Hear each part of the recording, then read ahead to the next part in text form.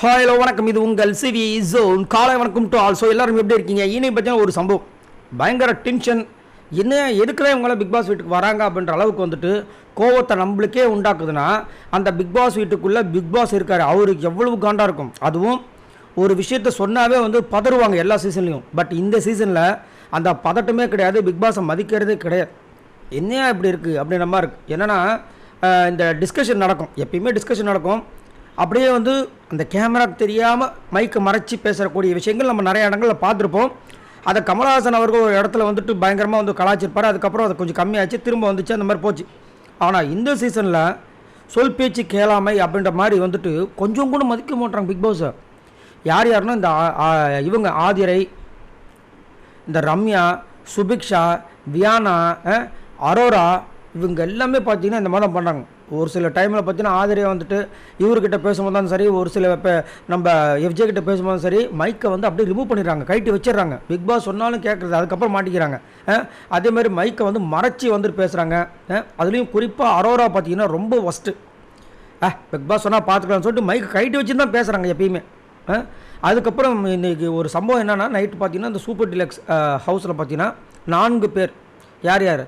இந்த ரம்யா ஜோ, சுபிக்ஷா, வியானா, அரோரா, இவங்க 4 பேர் வந்துட்டு எதெல்லாம் பண்ணக்கூடாது டிஸ்கஷன் சொல்கிறாங்களோ அதெல்லாம் பண்ணிகிட்ருக்காங்க. நாமினேஷன் டிஸ்கஷன், அதுக்கப்புறம் வந்துட்டு யாரை வந்து எலிமினேட் பண்ணுவாங்க, யாரை நம்ம எலிமினேட் பண்ணுறதுக்கு ட்ரை பண்ணலாம், அதுக்கப்புறம் யாருக்கெல்லாம் பிஆர் இருக்கும், இந்த மாதிரி விஷயங்கள்லாம் பேசுகிறாங்க. சரி, பேசுகிறாங்க, அது வந்து மக்கள் கேட்குற மாதிரி இருக்கணுமா இல்லையா? அந்த வேலையை பண்ண மாட்றாங்க. என்ன பண்ணுறாங்க, அப்படியே மைக்கை மறைக்கிறது, ஒரு சில பேர் மைக்கை கைட்டி வச்சுக்கிறது. இன்னும் ஒரு சில நியூஸ் வருது என்னென்னா, அந்த மைக் இருக்குது பாருங்கள், அதையே ஆஃப் பண்ணிடுறாங்கன்ற அளவுக்கு வந்துட்டு நியூஸ் வருது. இது எந்த அளவுக்கு உண்மைன்றதுன்னு தெரியல.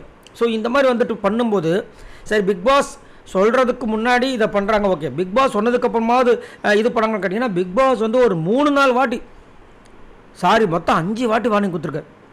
5 வாட்டி வார்னிங் கொடுத்தும் பார்த்துக்கலாம் அப்படின்னா அப்போ எவ்வளோ இதுவாக இருப்பாங்க பாருங்க. அதான் ஒன்று சொல்லுவாங்களே, நெக்கில் அக்கில் வச்சுன்னு சுற்றின்னு இருக்காங்கன்னு. அதில் 1ஆம் நம்பர் பார்த்தீங்கன்னா இந்த அரோராவும் வியானாவும் சுத்தமாக மதிக்கவே இல்லை.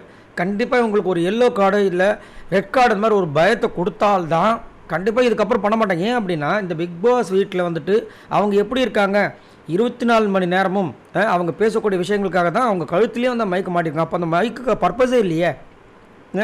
ஆனால் இவங்க என்னடான்னா, இவங்களுக்கு ரொம்ப ரொம்ப இதுவாக இருக்கிற மறைக்கக்கூடிய விஷயங்கள்லாம் வந்து அழகாக மறைச்சி வச்சுட்டு அப்புறம் எதுக்கு அந்த மைக்கு கைட்டி வச்சுட்டு போக வேண்டியதுதானே. இதெல்லாம் வந்துட்டு நாங்கள் ஒத்துக்கிறோம், இதை நாங்கள் பண்ண மாட்டோம் சொல்லிட்டு அந்த ரூல்ஸ்க்கெலாம் மதித்து தான் உள்ளே வராங்க. பட் உள்ளே வந்ததுக்கு இப்படி இந்த அளவுக்கு இருக்காங்க. இதுலேயும் என்ன ஒரு விஷயம்னா, இதுக்கு முன்னாடி சீசன்லாம் பார்த்திங்கன்னா பேரும் புகழுக்காக நிறைய பேர் வருவாங்க. ஒரு சில பேர் வந்துட்டு அந்த பேர் புகழ் எதுக்கு சம்பாதிக்கணுன்றதுக்காக தான். பட் இங்கே வந்தவங்களாம் நிறைய பேர் வந்துட்டு கரண்ட்டாக நல்லா சம்பாதிச்சுட்டு இருக்காங்க. இப்போ 6 வாரம் பார்த்தீங்கன்னா ஒரு வீடியோ பார்த்தேன், மாதத்துக்கு வந்துட்டு கிட்டத்தட்ட 4 லட்சத்துலேருந்து 6 லட்சமாக அவங்க அந்த இன்ஸ்டாகிராம் சம்திங் எதுலேயோ மெம்பர்ஸ் வந்துட்டு இருக்காங்க போல இருக்குது. அவங்க வந்துட்டு ஏதோ மந்த்லி வந்துட்டு 450 சம்திங் சொல்கிறாங்க. கிட்டத்தட்ட அவ்வளோ மெம்பர்ஸ் இருக்காங்களாம். அதுக்கு வந்துட்டு அது ஏதோ ப்ரைவேட் ஃபோட்டோஸை ஷேர் பண்ணுவாங்களோ சம்திங் ஏதோ ஒன்று சொல்கிறாங்க. அப்படின்னு இருக்கும்போது இது வந்துட்டு அவங்களுக்கு ஒரு பெரிய விஷயமாகவே தெரியாது. சரி போவான், இல்லைன்னா கிளம்பணும். அதனால தான் பார்த்தீங்கன்னா ஃபஸ்ட்டு நாள் வந்துட்டு சனிக்கிழமை நம்ம விஜய் சேதுபதி சொன்ன அடுத்த நிமிஷம் நான் கிளம்புறேன், எனக்கு இது செட் ஆகாது அப்படின்னாங்க. அதனால தான் நான் என்ன சொல்ல வரேன்னா, இந்த மாதிரி இருக்கிற ஆட்களை சேர்க்கறதுக்கு பதில் எவ்வளோ பேர் இயங்குறாங்க, எக்கச்சக்கமான பேர் இயங்குறாங்க. அந்த மாதிரி ஆட்களை உள்ளே சேர்த்துருக்கலாமேன்றத ஒரு வருத்தமாக இருக்குது. சரி, நீங்கள் உங்களோட கருத்தை சொல்லுங்கள். இந்த மாதிரி வந்து தொடர்ந்து பிக் பாஸ் சொல்லியும், இதுதான் கொடுமையான விஷயம், பிக் பாஸ் சொல்லியும் அத்தனை வாட்டி வார்னிங் கொடுத்தும் இதை தொடர்ந்து இந்த மைக்கு வந்துட்டு மாற்றுறதா இருந்தாலும் சரி, இது பண்ணுறதும் சரி, குறிப்பாக இந்த வியானா, அரோரா சரி, இவங்கெல்லாம் வந்து ஓரளவுக்கு பிரபலமானவங்க, ஓகே. ரம்யா ஜோ எவ்வளோ கஷ்டப்பட்டு வந்தவங்க, நான் ஒரு அண்ணாதான்ற ஒரு விஷயத்தை வச்சு பண்ணிகிட்ருக்காங்க. இதில் சுபிக்ஷா வேறு. சுபிக்ஷா நான் ஒரு மீனவ சமுதாயத்துலேருந்து வந்து நான் வந்து ரெப்ரசன்ட் பண்ண வந்திருக்கேன்னு சொல்லும்போது இந்த மாதிரி பண்ணலாமா? உங்களோட கருத்துக்களை சொல்லுங்கள். மறக்காமல் இந்த வீடியோக்கு ஒரு லைக்கை தட்டி விடுங்க. பாய் நண்பர்கள்.